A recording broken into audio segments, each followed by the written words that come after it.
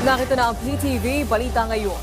Naglaan ng 500 million pesos ang Department of Agriculture para sa fuel subsidy ng mga mangingisda at magsasakang naapektuhan ng patuloy na pagtaas sa presyo ng produktong petrolyo.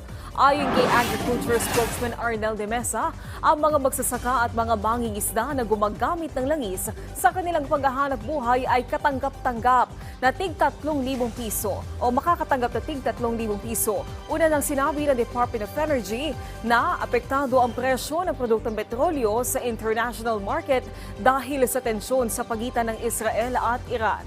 Sa ngayon ay sinasapinal na ng DA ang guidelines para sa naturang fuel subsidy. Nakikipag-ugnayan na ang Department of Migrant Workers sa Department of Foreign Affairs at Manning Agency ng 4 na Filipino seafarers na sakay ng container ship na kinubkop ng Iran. Ayon kay DMW Officer in Charge Hans Leo Kakdak, alinsunod sa direktiba ni Pangulong Ferdinand R. Marcos Jr., pinatitiyak ang tulong at kaligtasan sa mga naturang Filipino crew. Matatandaan na noong Sabado naglalayag ang container ship na MSC Aries sa karagatan ng Iran nang lusubin ng mga tauhan ng Islamic Revolutionary Guard Corps. Sinasabing konektado ang naturang barko sa Israel na kaalitan ng Iran. Samantala, alamin natin ang ibang balita mula kay Jessie Atienza ng PTV Cebu. Daghang salamat Naomi ug maayong adlaw sa basurero usa ka programa sa pagpanglimpyo sa kadagatan nagmalampusong gipahigayon sa dakbayan sa Toledo. Dulan usa ka gatos ka mga free diver, mga PNP personnel ug mga sakop sa Philippine Coast Guard, mga volunteers ang misalmot sa kalihukan. Tumong sa kalihukan ang pagkolekta og basura sa mabaw ug lawom nga bahin sa kadagatan nga sakop sa Bato Marine Sanctuary. Sa paghawas sa mga volunteers, kapin 80 ka kilo nga sagbot og basura ang ilang nakuha. Dakong menos itandi sa dulaan 300 kilo nga nakuha sa milabayng tuig.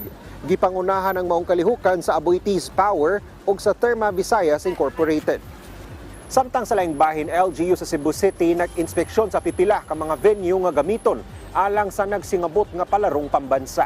Nanguna sa pagsusi si Cebu City Mayor Michael Rama uban ang mga department head sa City Hall, disaster team ug ang PNP. Gisusi nila ang mga angay pang mapalambo sa mga venue aron sa kaluwasan sa mga musalmot na mga atleta. Gibanaban ang ana sa 50,000 ka mga tao ang mutanaw sa maong kalihukan.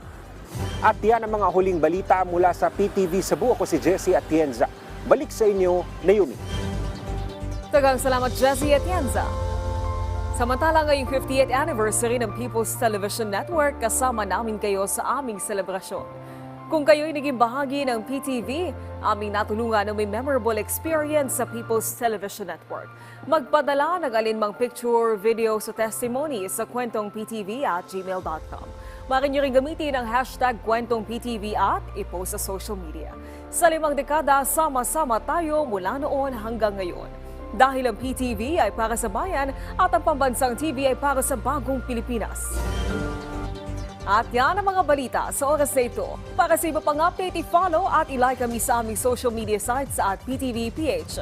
Ako po si Naomi Tiburcio para sa Pambansang TV sa Bagong Pilipinas.